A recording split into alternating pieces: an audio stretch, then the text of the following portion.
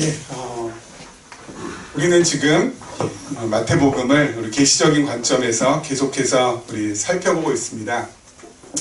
계시적인 관점은 우리 늘 말씀드렸듯이 몇 가지 특징이 있습니다. 가장 먼저는 하나님 본의로 이 말씀을 본다라는 거, 그리고 또 이 계시적 관점에서 성경을 읽게 되면 참 좋은 것 중에 하나가 뭐냐면요, 성경이 이랬다 저랬다 하지 않습니다. 그게 저는 또 너무너무 참 마음에 듭니다.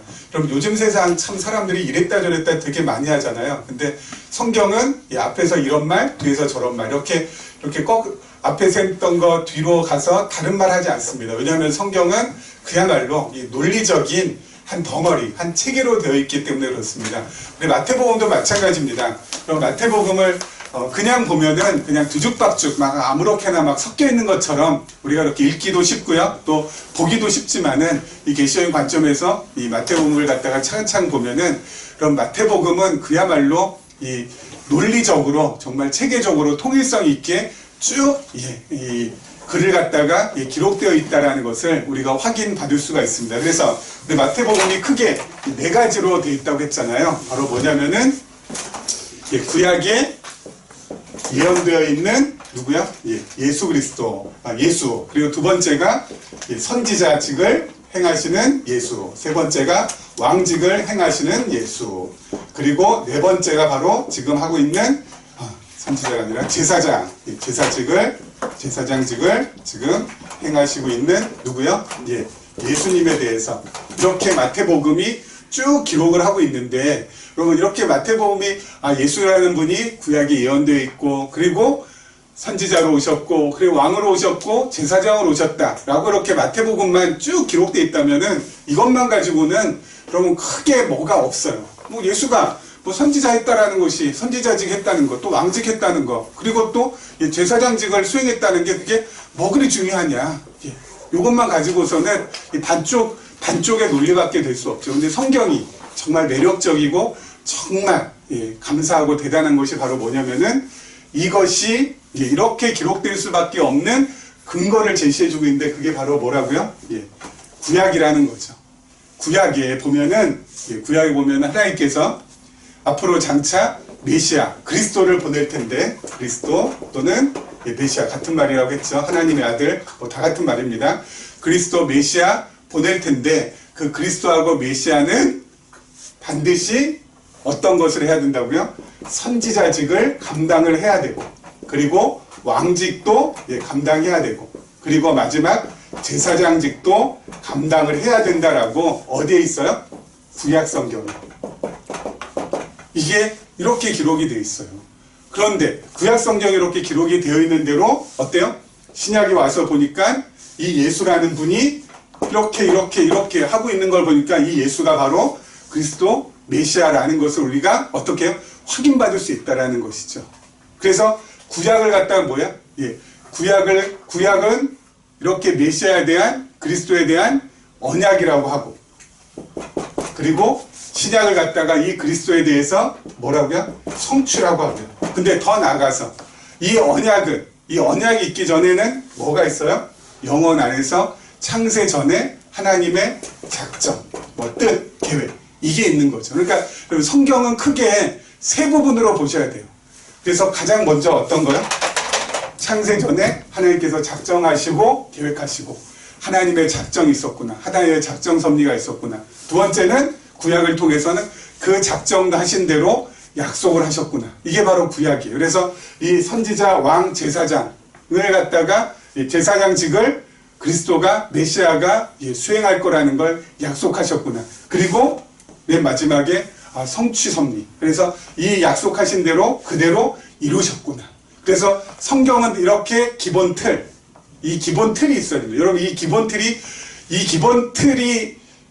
틀 없이 그냥 성경을 보면은, 성경은 그야말로 코에 걸면 코걸이, 귀에 걸면 귀걸이. 그렇죠? 성경 본문 가지고 이 정권을 타도하자라는 근거로도 사용할 수 있고요, 성경을 가지고 이 정권을 수호하자는 근거로도 사용할 수 있어요. 코에 걸면 코걸이, 귀에 걸면 귀걸이가 되니까. 성경은 말씀드린 것처럼 이 정권 타도하자는 것도 아니고, 이 정권 수호하자는 것도 아니고, 바로 뭐라고요? 하나님을 갖다가 계시하는, 그렇죠? 하나님 자신을 밝히 드러내는 말씀이라는 거예요. 여러분, 요것을 갖다가 우리가 확인받기 위해서는 이 기본 틀, 이 세 가지를 갖다 늘 기억하시면서 성경을 보셔야 돼요. 그러면서 성경을 봐야지 무엇이 발견돼요? 하나님이 발견될 수 있어요. 이 기본 틀이 없이는 여러분 성경을 봐봤자 아무짝에도 쓸모없는 것들만 건지게 돼요. 성경은 하나님을 갖다가 발견하고 하나님을 우리가 깨닫고 하나님을 알아가도록 하나님께서 우리에게 주신 정말 최고의 은혜의 선물인데 그 은혜의 선물을 가지고 우리가 어때요? 그걸 갖다가 잘못 들어가게 되면은 한없이 헤맬 수밖에 없는 거죠. 그래서 이 기본 틀, 제일 처음에 영혼 안에서 하나님께서 작정하셨고 그 작정하신 대로 구약에서는 어때요?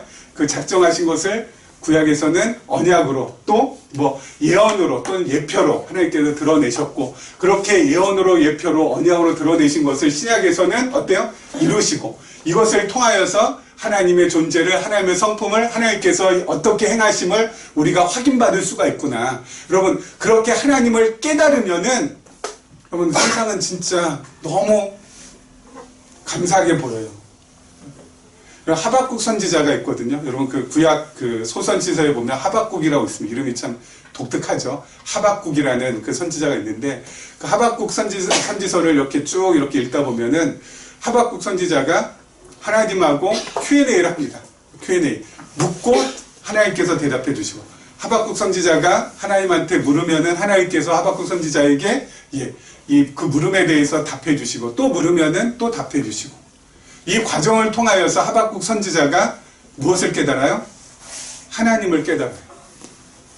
하나님을 깨닫고 나서 하박국 선지자가 무엇을 고백하냐면은 정말 말도 안 되는 것을 고백합니다. 왜냐하면 하박국 선지자가 활동했던 당시는요 이스라엘이 곧 망하는 그런 과정이에요. 그래서 하박국 선지자 활동 처음에 시작할 때 요시아라는 왕이 있었는데 그 요시아 왕이 애굽의 이 느고 왕하고 이제 전쟁을 하다가 그만 죽게 됩니다. 전사하게 돼요.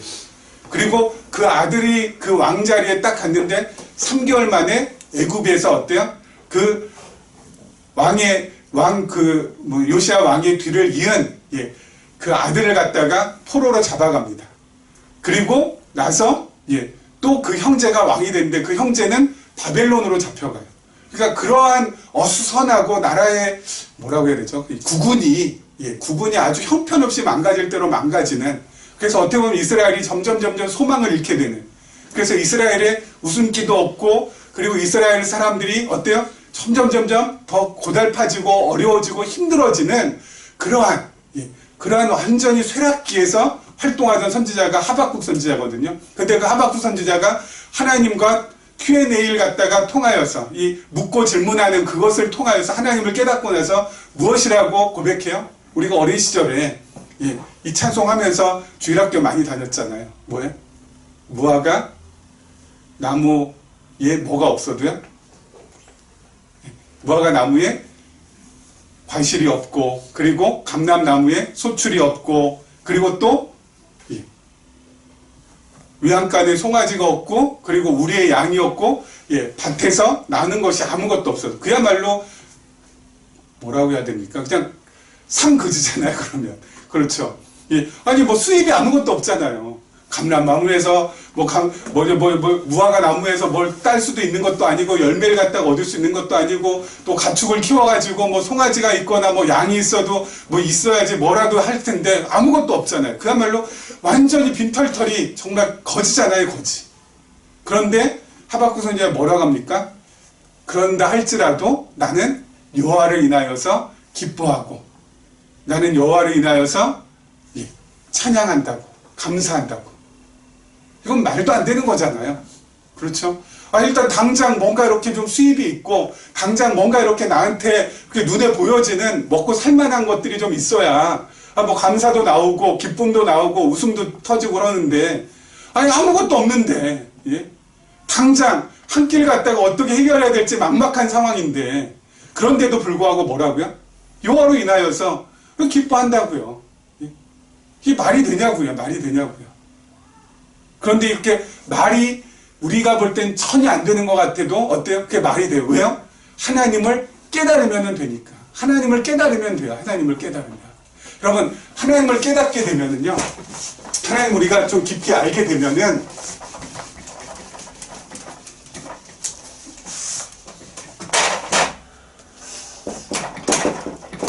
이 심력이라고 하죠. 마음의 힘.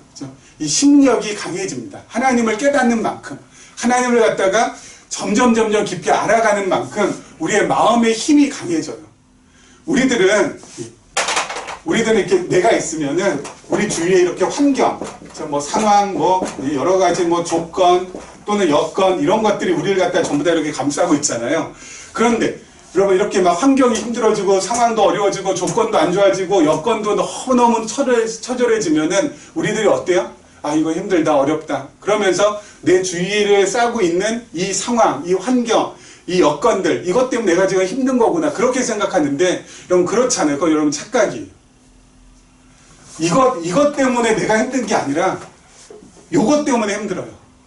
나 때문에 내가 힘들다고요. 왜 나 때문에 내가 힘들어요? 내 안에 있는 뭐가 약해지니까 이게 약해져서 힘든 거라고요. 마음의 힘이 약해지면은 여러분 환경이나 여건이나 조건이 아무리 좋아도 힘들어요. 여러분 그래서 문제는 이 내 주위를 싸고 있는 얘네들이 문제가 아니라 얘가 문제예요. 내가 문제예요. 내 중에서도 어떤 것이요? 내 마음의 힘이 문제라고요. 내 마음의 힘이 약해지니까 어때요? 환경이 힘들고 어려울 때마다 더 어려워지고 더 힘들어지고 더 짜그라드는 거죠. 근데 나의 마음의 힘만 어때요? 강해지면은 내 마음의 힘이 강해지면 이것들 아무것도 아니라고. 이것들. 방금 말씀드렸잖아요. 하박국 선지자 활동할 당시 이스라엘은 완전히 어때요? 국운이 쇠퇴해서 점점 기울어져 가는 그런 나라의 백성들이 얼마나 막 희덕거리면서 살 수 있겠어요. 힘들어요, 어려워요. 그럼에도 불구하고 하박국 선지자가 무엇을 지금 노래하고 있어요? 소출이 아무것도 없어도, 인컴이 아무것도 없어도 나는 여호와로 인하여서 기뻐하고 즐거워하고 감사한다고. 왜 그래요? 하박국 선지자는 하나님과의 묻고 질문하는 이 과정을 통하여서 하나님을 깊이 깨달았거든요.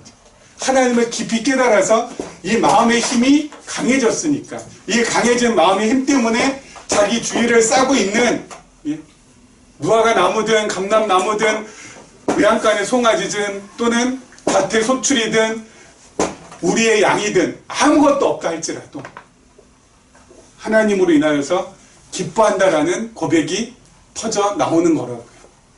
그러니까 여러분 우리가 착각하면 안 됩니다.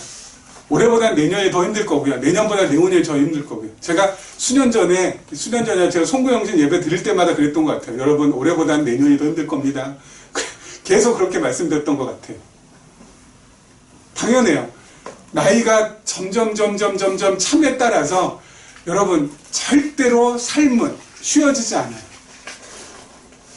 나이에 반비례해요. 우리의 삶의 환경은. 나이가 찰수록 점점 더 힘들어지고 더 어려워져요. 그러면은 늘 상황만 탓하고 환경만 탓하고 막 경제만 탓하고 정권만 탓하고 뭐 남 탓하면서 그렇게 시간 보낼 거예요? 아니요. 이걸 키워야 된다고요. 내 마음의 힘이 키워지면은 그 모든 것들을 어떻게 해요?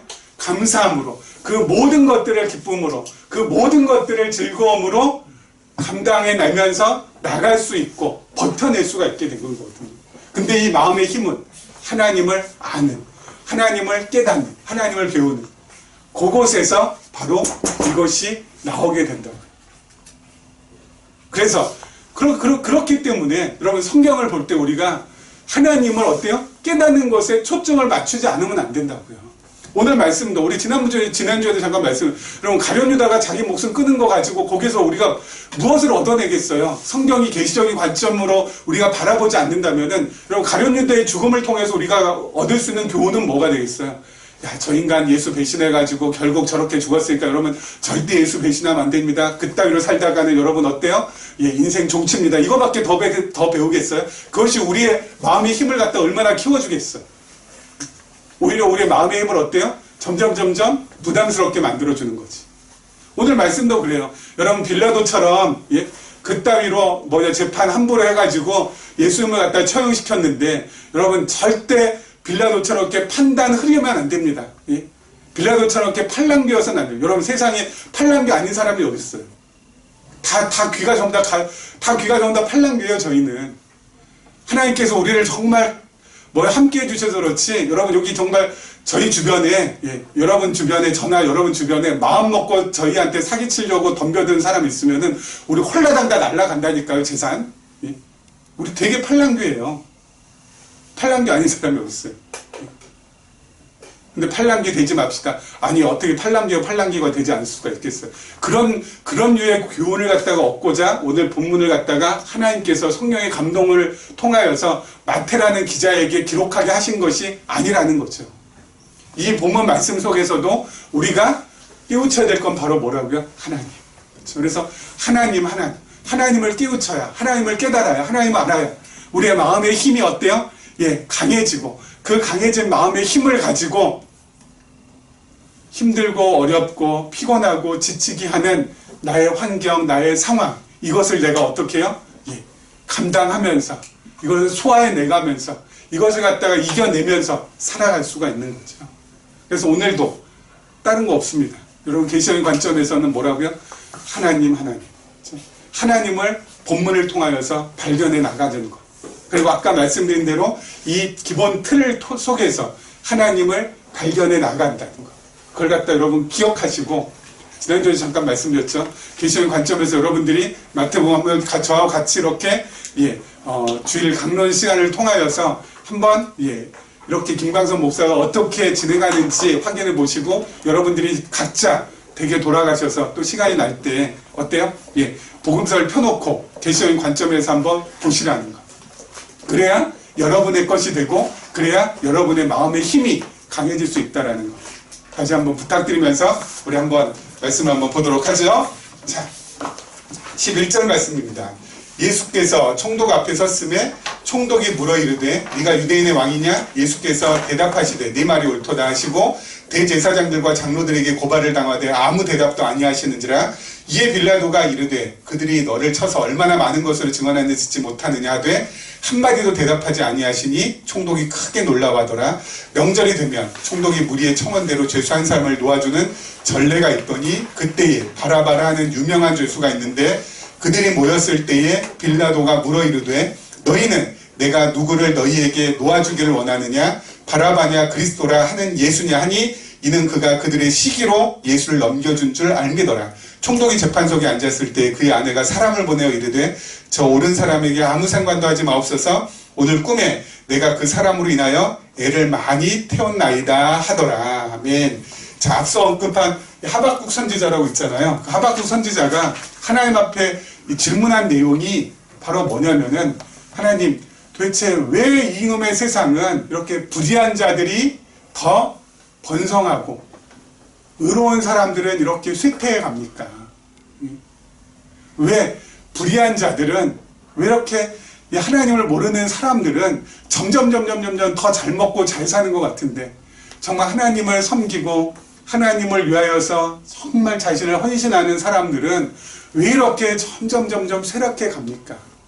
점점 더 가난해지고 점점 더 어때요? 힘들어지고 도대체 왜 이러는 겁니까? 하박국 선지자의 질문이 바로 그거거든요. 여러분 오늘 본문도 보면은 여러분 의인이신 예수님은 어때요? 점점 쇠락해 가는 것처럼 보여요. 그렇죠? 빌라도 법정 앞에서 아무 말씀 안 하시면서 그저 어때요? 이 세상의 권력 앞에 그냥 이렇게 숙이고 있는 그 초라한 모습을 우리가 보는 것 같고, 그리고 이 불의한 자들, 대제사장과 장로들은 자신들의 계획대로 지금 착착 진행되어 있니까 너무 좋잖아요. 거기다가 총독 빌라도도 어때요? 저 어디 저 나사렛 출신 저 거렁뱅이 같은 저 인간 하면서 예수님을 갖다가 아마 깔보고 있겠죠. 그리고 불의한 자들은 왜 이렇게 강해지고 왜 이렇게 점점 잘 되는 것 같고, 의인이신 예수님은 왜 이렇게 초라한 모습으로 왜 이렇게 되어 있어야 됩니까? 어떻게 보면 하박국 선지자의 질문을 오늘 본문에다가도 그대로 우리가 질문할 수 있죠.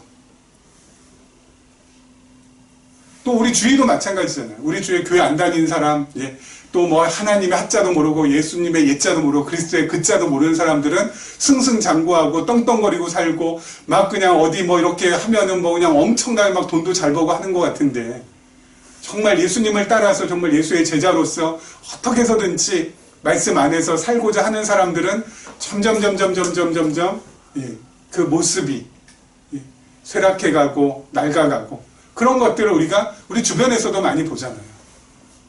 그럴 때 도대체 이걸 어떻게 우리가 이 답을 갖다 구할 수 있냐는 거죠. 근데 하박국 선지자가 그렇게 질문했어요. 하나님께서 대답해 주신 것이 그게 뭐 정답이죠. 한마디로 말씀드리면, 조금 더 쉽게 말씀드리면 그거예요.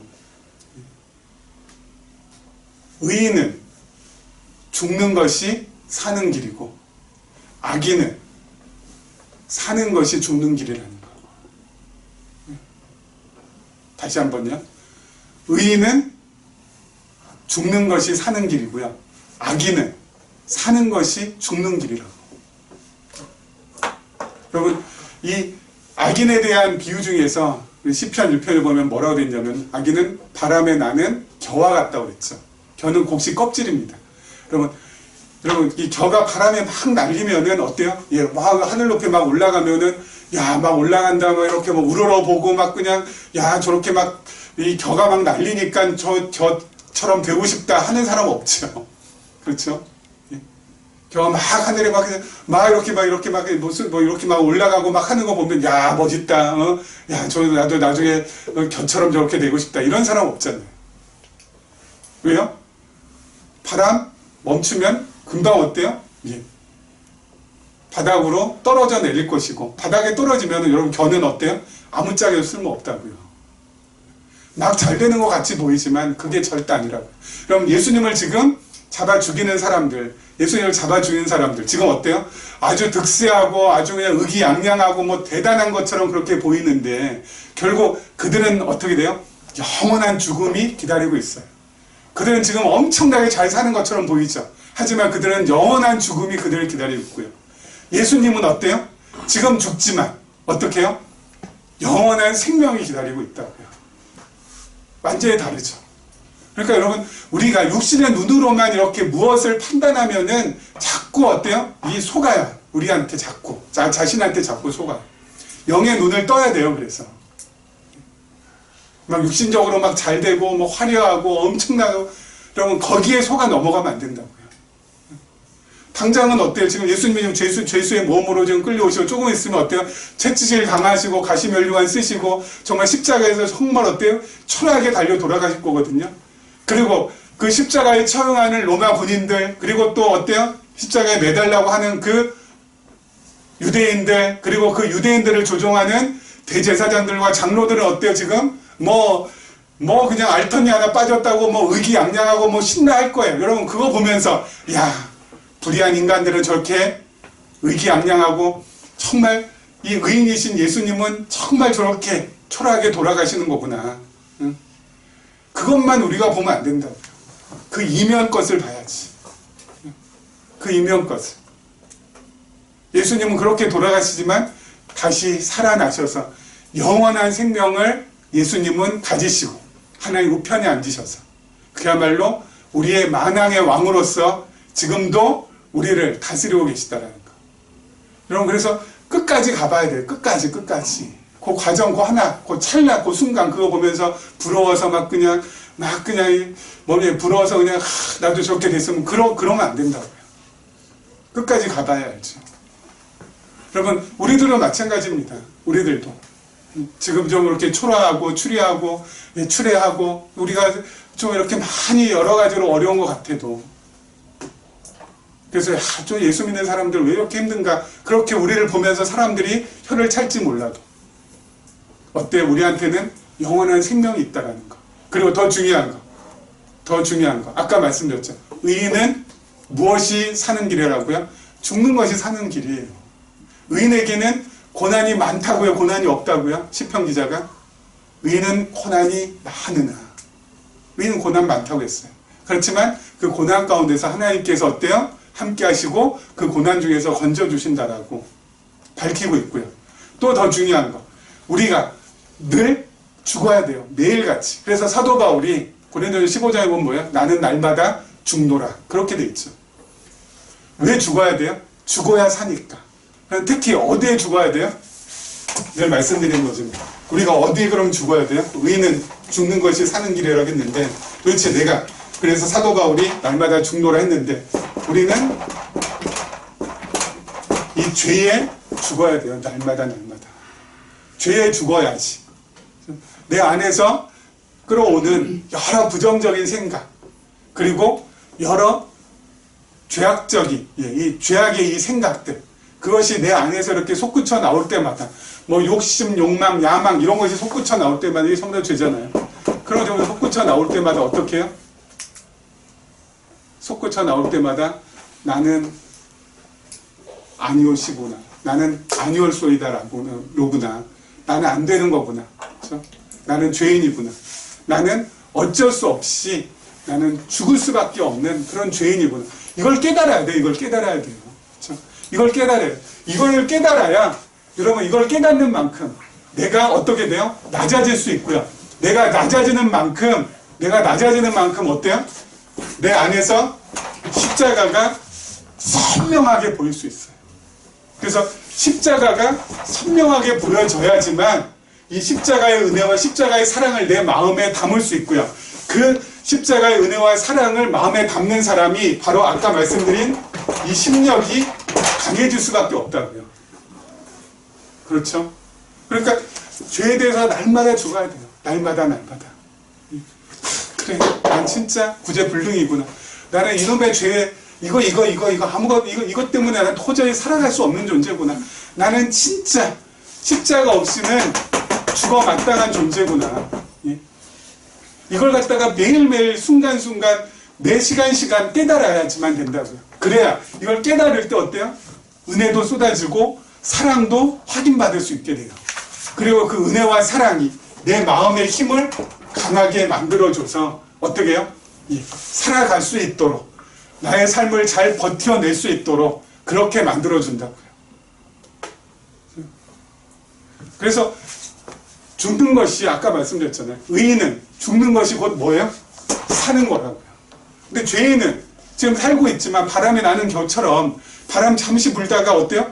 그치면은 금방 떨어져요. 떨어지면 뭐 아무짝에 쓸모 없게 돼요. 여러분 바람에 나는 겨 부러워하거나 나도 저렇게 돼야 되겠다라고 막 소망을 품거나 하는 사람 없잖아요. 거기에 자꾸 우리의 생각과 우리의 모든 것들이 다 어때요? 쏠리면 안 된다고요. 바람에 나는 겨에게 그렇게 악인은 그렇게 사는 것이 결국 뭐예요? 죽는 거라고요.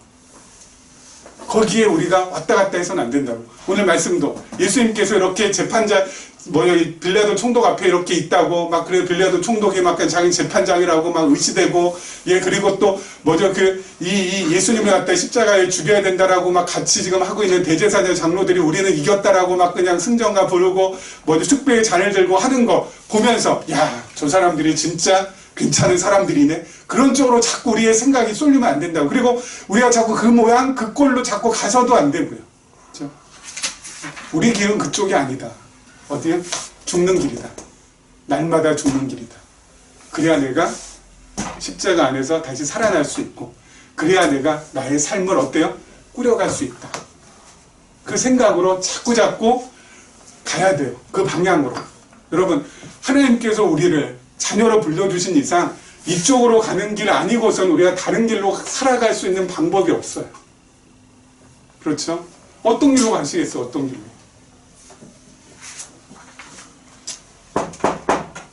죄를 깨닫는 것. 그래서 죄로 말미암아 날마다 내가 죽는 것.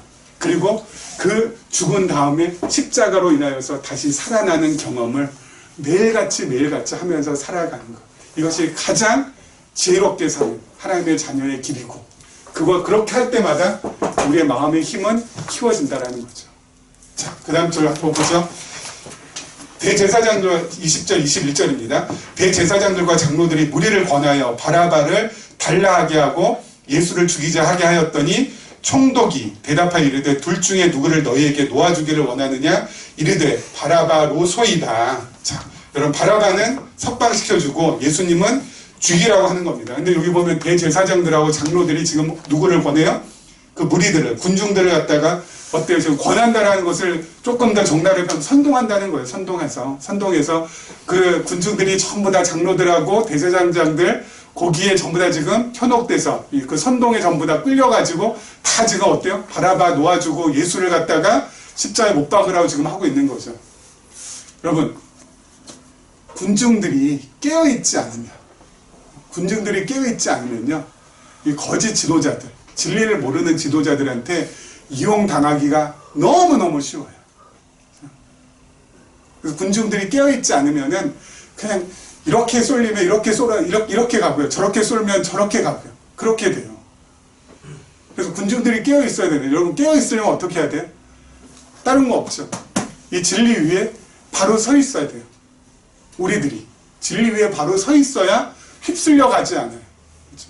진리 위에 바로 서 있지 않으면 휩쓸려 가요. 여러분, 진리 위에 서 있으면 왜 휩쓸려 가지 않는지 아세요? 거짓 지도자들이나 또는 막 선동가들에 의해서 우리가 휩쓸려 가지 않는 이유는 바로 뭐냐면은, 진리를 깨닫게 되면은요,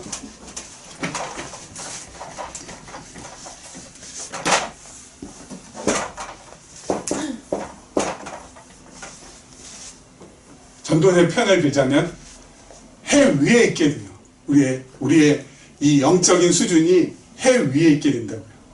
그래서 해 아래에 있는, 해 위고 요 아래잖아요. 요걸 갖다 넘어가면은 해 아래에서 벌어지는 모든 일들에 대해서 어떻게 꿰뚫고 있게 돼요.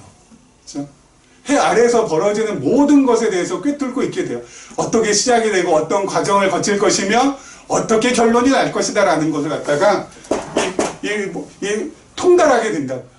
그러니까 거기에 휩쓸려 가질 않아요. 해 위에 있는 사람들, 해 위에 있는 하나님을 알던 지식, 정말 해 위에 있는 하나님을 만난 그 경험이 있는 사람들은 여기에 휩쓸려 가지 않는다고요.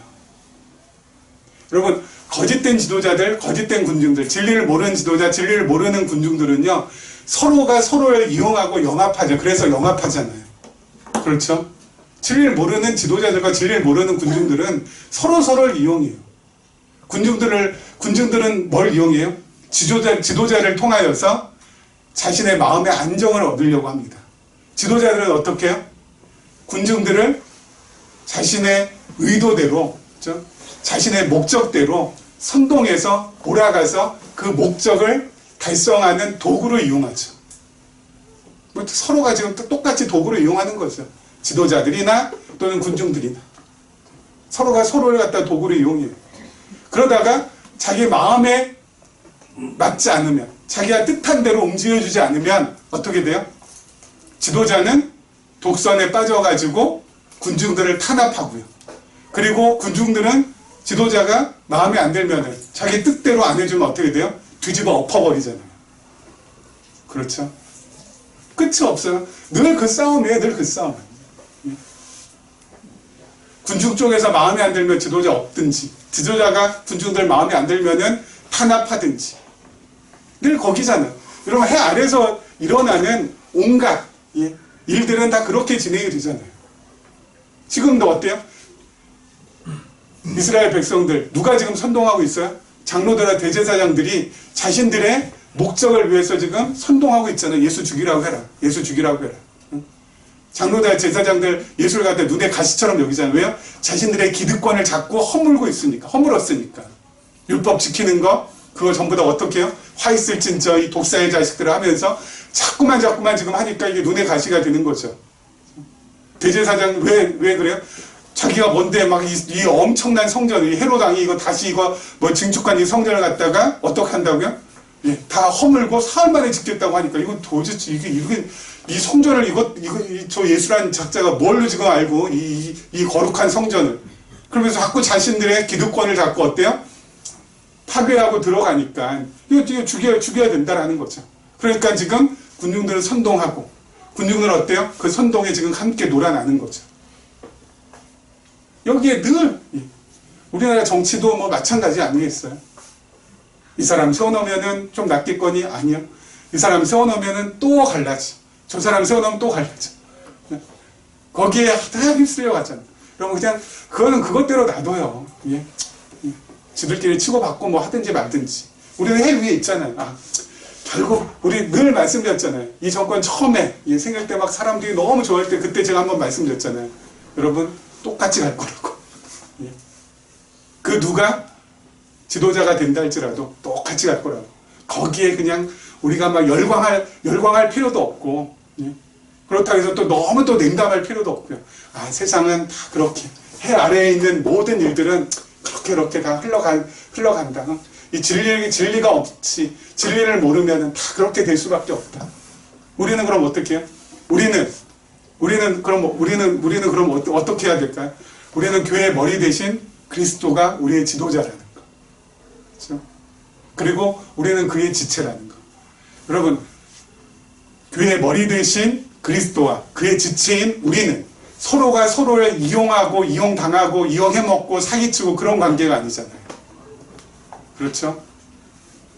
여러분, 그리스도께서 막 우리의 욕심을 갖다가 막 그냥 뭐 선동해가지고 우리의 욕심을 갖다가 그냥 북돋아가지고 자신의 목적을 막 이루기 위해서 지금 막 그냥 우리를 갖다가 막 그냥 조종하고 막 이러시고 지금 하십니까?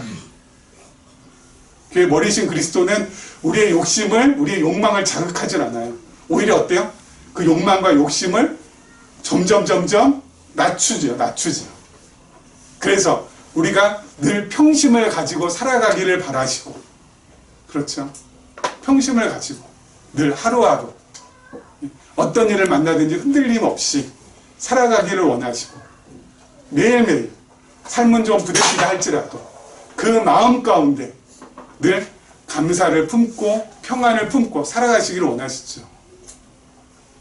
무슨 예수님께서 우리를 향해서 엄청 욕심이 있어가지고 막 우리를 막 선동질하고 우리를 충동질해가지고 얘들아 예배당 크게 지어라 이런 거 없잖아요.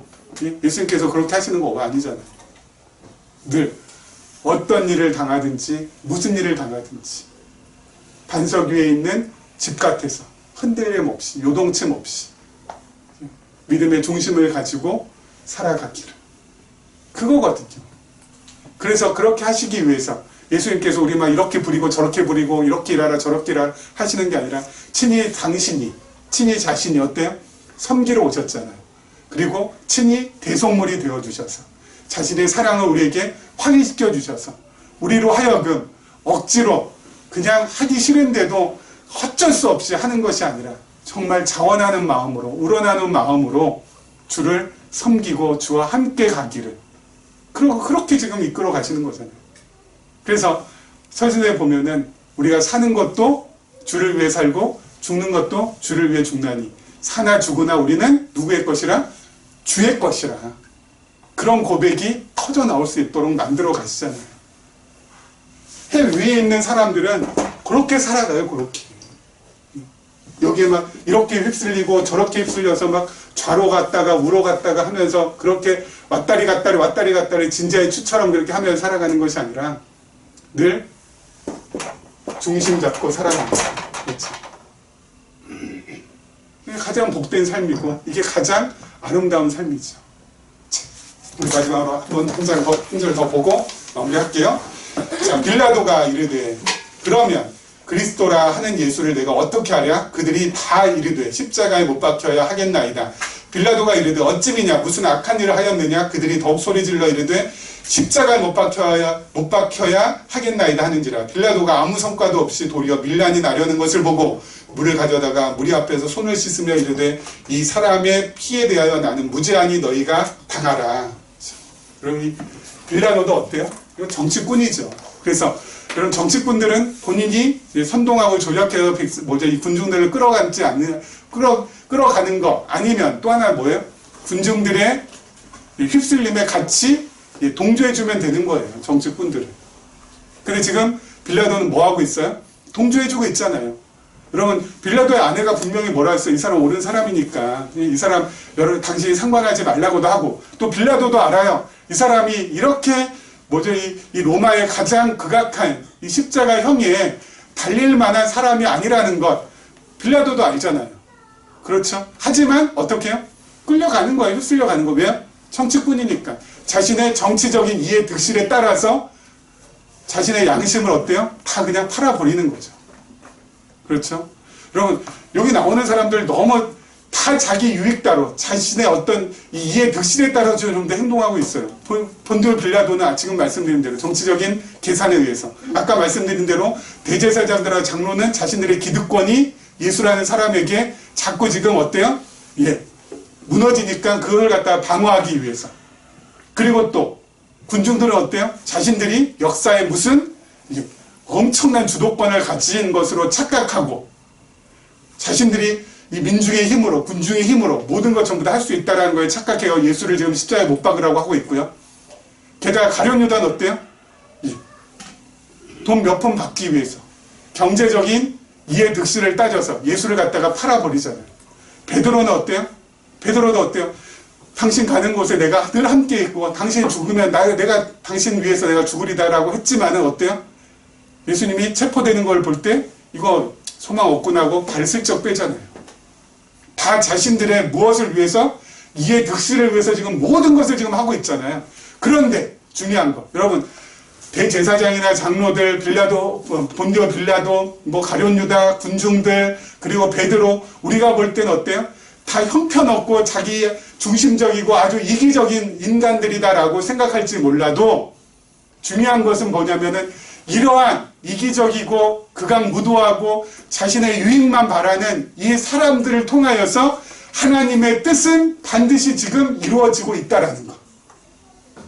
그렇죠? 그럼 이게 진짜 중요한 포인트예요. 하나님의 뜻이 이루어지고 있어요. 이 사람들은 각자가 자신들의 이해 득실에 따라서 이 유리한 쪽, 자기가 이익이 되는 쪽, 자기가 피해가 당하지 않는 쪽으로 지금 열심히 움직이고 있거든요. 근데 그 모든 것을 통하여서 하나님의 뜻이 이루어져요. 합력해서 선이 지금 이루어진다고. 여러분, 성경에 나오는 이 선이라는 것은 다른 게 아니라 하나님의 뭐예요? 하나님의 뜻이 선인 거죠. 사도행전 4장에 보면은 이런 말씀이 있습니다. 헤롯 왕도, 그리고 빌라도도, 이방인들도, 그리고 유대인들도 다 예수님을 거슬리기 위해서, 예수님을 대적하기 위해서 이 성에 모였다고. 그런데 중요한 거, 이 성에 모였는데 이 성에 모인 것은 하나님의 권능과 하나님의 뜻을 이루기 위한 것이라고. 그러면서 구약을 인용해요. 어떤 구약을요? 모든 열방이 다 같이 모여서 허사를 경영하고 있고, 그리고 이 열방들이 지금 분도하고 있다라고. 그 말씀대로 이렇게 모여서 지금 하고 있다고. 무슨 말씀이냐면은 예수님을 지금 잡아 죽이기 위해서 사람들은 자기의 이익을 위해서 전부 다 하는 것처럼 지금 보이지만은 그 모든 것은 이미 구약에 예언이 되어 있는 것이고, 그 예언된 것은 아까 말씀드린 대로 하나님께서 이미 영원 안에서 작정하신 거라고. 그 작정하신 것이 예언으로 드러났고, 예언으로 드러난 것이 실제로 지금 이루어지고 있는데, 이 모든 것들은 전부 다 뭐라고요? 합력해서 선을 이루어 간다는 거. 하나님의 뜻대로 되어 간다는 거. 그렇다면 그것이 뭐예요? 우리는 좋은 것이라는 거.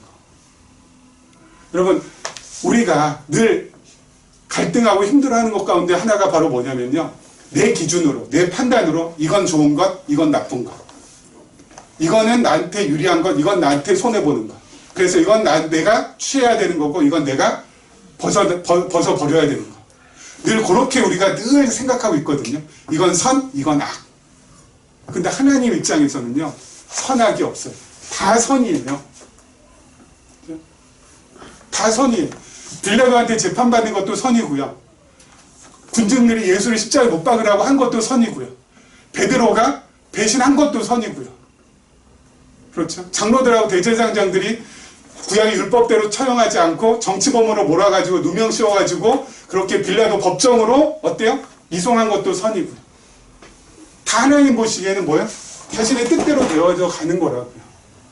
왜 이런 말씀을 드리냐면은, 그렇기 때문에 우리가 매사 어떻게 봐야 된다고요? 긍정으로 봐야 될 이유가 여기에 있다고요. 그렇죠? 그래서 긍정으로 봐야, 모든 것을 다 우리는 긍정으로 보셔야 돼요. 아, 그래.